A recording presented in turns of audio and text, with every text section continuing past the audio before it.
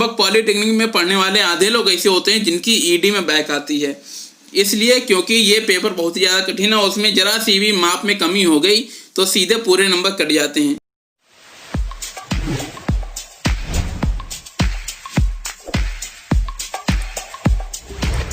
नमस्कार दोस्तों, स्वागत है आपका हमारे चैनल पॉलिटेक्निक मंत्रा में। आज हम आपको बताएंगे इंजीनियरिंग ड्राइंग के सिलेबस के बारे में। इसमें कैसा क्या होता है, कैसा पेपर आता है, सिलेबस में क्या क्या है, कितने पार्ट हैं और ये कितना इम्पोर्टेंट है, तो इसके बारे में बताएंगे। उससे पहले जान लेते हैं हम लोग कि ये पॉलिटेक्निक का सबसे कठिन भी पेपर है और सबसे आसान पेपर भी यही है। सबसे ज़्यादा लोग फेल भी इसी में होते हैं, मगर अगर इसको ध्यान से पढ़ लिया जाए तो ये बहुत ही आसान विषय है। इसमें केवल पेंसिल फूटे का काम होता है, बाकी पेन का बहुत ही कम काम होता है, इसीलिए ध्यान से पढ़ने वाला विषय है।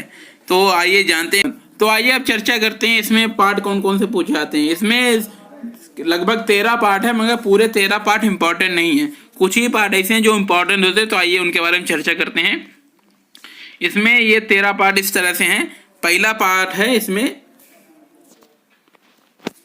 ड्राइंग और उसके उपकरण। इसमें आपको बताया गया है कि ईडी में क्या क्या उपकरण लगते हैं, इसमें कैसे कैसे क्या बनाते हैं चित्र, ये बताया जाता है। तो इससे पेपर में बहुत ही कम पूछा जाता है।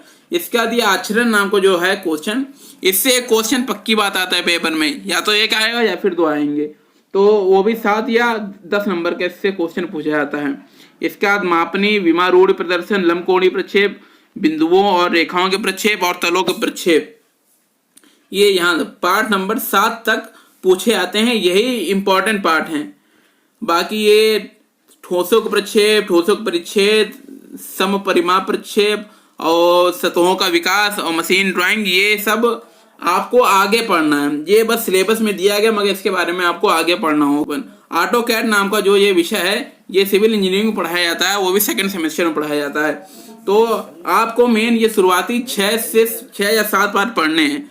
अगर आपने ये 6 पार्ट पढ़ लिए तो आपको 60 में से लगभग 58 नंबर का पेपर तैयार हो जाएगा, अगर ध्यान से आपने पढ़ा तो ये इसी तरह समझ के होने वाला है पेपर। तो आइए मॉडल पेपर बारे में चर्चा करते हैं। पहले तो इसका मॉडल पेपर इस तरह से आता था, मगर पिछले साल का मॉडल पेपर थोड़ा बदला था, मगर इस साल भी इसी तरह का मॉडल पेपर आने की संभावना है। तो देखिए, इसमें एक क्वेश्चन आता है 3D प्रोजेक्शन का। इसमें आपको 3 साइडों से प्रोजेक्शन बनाना होता है। तो ये क्वेश्चन 18 नंबर का सीधे आता है। अगर आपने पूरा फिगर सही बनाया तो आपको पूरे 18 नंबर ही मिलते हैं, अगर सामान्य मार्किंग ना हुई। सामान्य मार्किंग का मतलब है कि औसत मार्किंग ना हुई तो।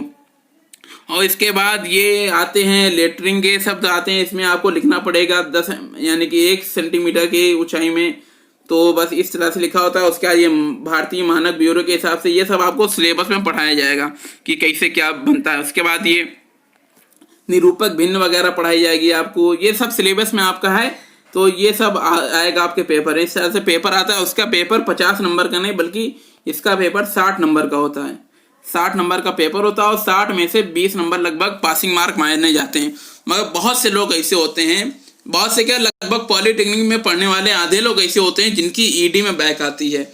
इसलिए क्योंकि ये पेपर बहुत ही ज़्यादा कठिन है, उसमें जरा सी भी माप में कमी हो गई तो सीधे पूरे नंबर कट जाते हैं, और माप में कमी नहीं हुई तो पूरे नंबर आपको दिए भी जाते हैं, अगर सामान्य मार्किंग ना हुई तो। यह कंडीशन है कि मान लीजिए टीचर का दिमाग खराब है, वो सामान्य मार्किंग सबको दे, एक लाइन सबको बराबर नंबर दे, तो नंबर तब सही नहीं मिलते किसी को। अगर समान मार्किंग ना हुई तो आपको अच्छे नंबर मिलेंगे, पूरे नंबर भी मिलने के चांस हो सकते हैं। ईडी ऐसा विषय। और पिछले साल का पेपर कुछ इस प्रकार आया था, उसमें ये चित्र के साथ साथ थ्योरी भी पूछी गई थी। उसमें लगभग 25 नंबर की थ्योरी थी, बाकी 35 नंबर का ये चित्र वाला पोर्शन आया था। बस इसी प्रकार का इसका सिलेबस रिव्यू था। अब आगे जल्द ही हम इसके सिलेबस को पढ़ाना शुरू कर देंगे। तब तक के लिए धन्यवाद।